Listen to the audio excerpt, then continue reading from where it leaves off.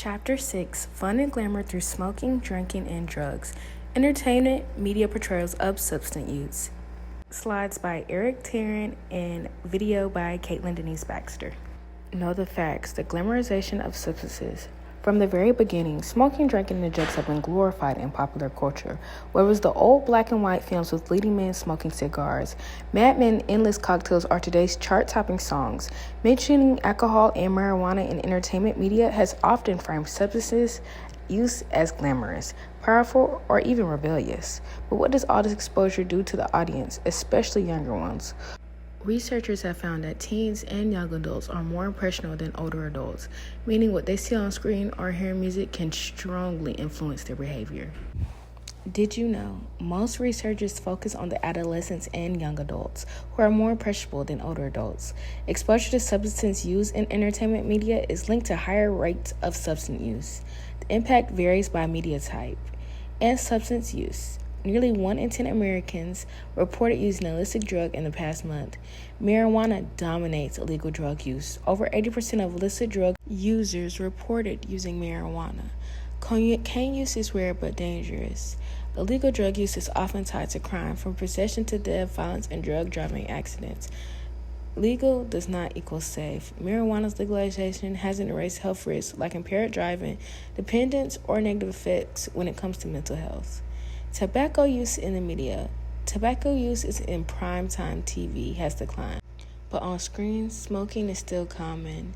2004 and 2011 National Youth Tobacco Surveys showed that 75 through 86% of students have seen smoking in movies and TV.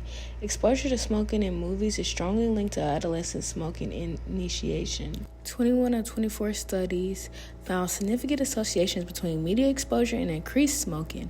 One study found health magazines readers were less likely to smoke. Concluded evidence linking media and tobacco use is common. You see alcohol a lot in TV shows, movies, and music videos, especially in rap and hip-hop.